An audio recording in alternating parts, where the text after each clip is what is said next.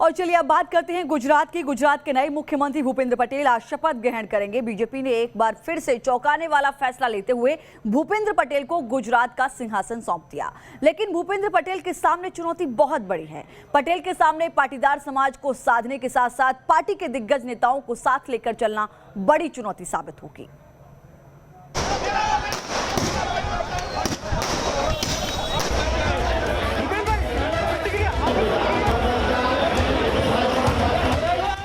गुजरात में चेहरा बदल गया, सीएम बदल गए।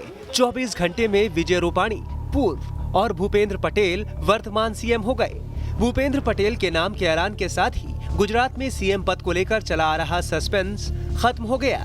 बीजेपी इससे ज्यादा देर करने की जोखिम ले भी नहीं सकती थी, क्योंकि नए सीएम के ऐलान में जितनी देर होती उतना पार्टी के अंदर चल रहे दिग्गज नेताओं के बीच घमासान भी तेज हो जाता। भारतीय जनता पार्टी हमारे शीर्ष नेतृत्व ने ये जो निर्णय लिया है, भूपेंद्र भाई सक्षम है और आने वाले चुनाव उनके नेतृत्व में अवश्य भारतीय जनता पार्टी अच्छी तरह से जीतेगी, ये हमें सबको पूर्ण विश्वास है। गुजरात की कमान नए हाथ में चली आई। विजय रूपाणी के इस्तीफे के बाद सीएम पद की रेस में कई नाम चर्चा में थे, लेकिन बीजेपी ने भूपेंद्र पटेल पर भरोसा जताया। भूपेंद्र पटेल, जिनका नाम किसी रेस में था ही नहीं, जिनका कहीं जिक्र नहीं था, लेकिन बीजेपी ने अपना चौंकाने वाला नुस्खा गुजरात में दोहराया और इस तरह एक बार के विधायक भूपेंद्र पटेल को गुजरात की कमान सौंप दी गई। भूपेंद्र पटेल एक सीधा साधा सरल आदमी है, कामगिरी में खूब पावरता है। उन्होंने स्कूल बोर्ड का डेप्यूटी चेयरमैन बना है, कॉरपोरेशन में 2 टर्म स्टैंडिंग कमेटी के चेयरमैन रहे हैं, औडा के चेयरमैन भी रहे हैं, इसलिए उसके पास कामगिरी का बड़ा अनुभव है और उस अनुभव के हिसाब से वो गुजरात में अच्छी तरह से काम कर पाएंगे। जब विधायक दल की बैठक में गुजरात के नए सीएम का ऐलान होना था, तब भूपेंद्र पटेल विधायकों की आखिरी पंक्ति में बैठे थे, लेकिन सीएम पद पर उनके नाम की मुहर लगते ही पटेल भावुक हो गए और पीछे बैठे बैठे ही विक्ट्री साइन दिखा दिया। नई जिम्मेदारी के लिए भूपेंद्र पटेल ने पीएम मोदी और गृह मंत्री अमित शाह का शुक्रिया अदा किया।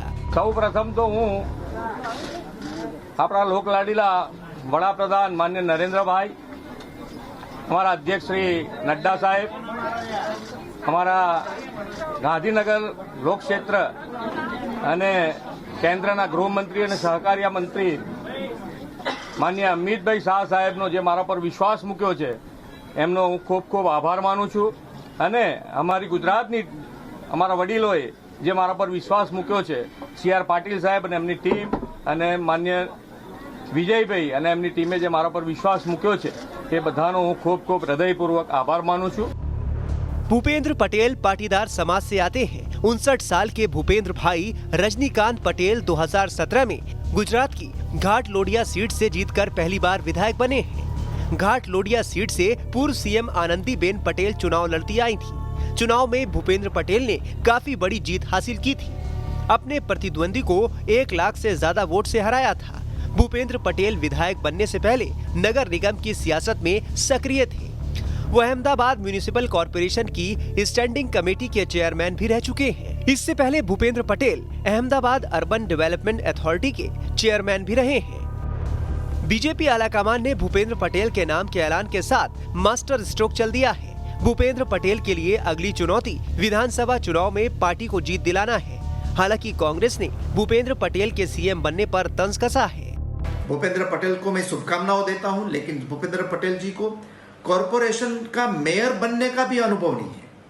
वो कॉरपोरेटर के तौर पर चुने गए थे, लेकिन सिर्फ स्टैंडिंग कमेटी के चेयरमैन रहे और ये एमएलए का भी 5 साल अभी पूरा नहीं हुआ है। इसलिए अभी जो सरकार चलेगी गुजरात में भारतीय जनता पार्टी, वो तो डायरेक्ट ही दिल्ली से चलाई जाएगी या डायरेक्ट सीआर पाटिल चलाएंगे। अगले साल गुजरात में विधानसभा चुनाव होने हैं। ऐसे में भूपेंद्र पटेल के सामने सबसे बड़ी चुनौती पाटीदार समाज को साधने के साथ पार्टी में मौजूद दिग्गज नेताओं को भी साथ लेकर चलना है, जो भूपेंद्र पटेल के लिए किसी चुनौती से कम साबित नहीं होगा। Team news nation.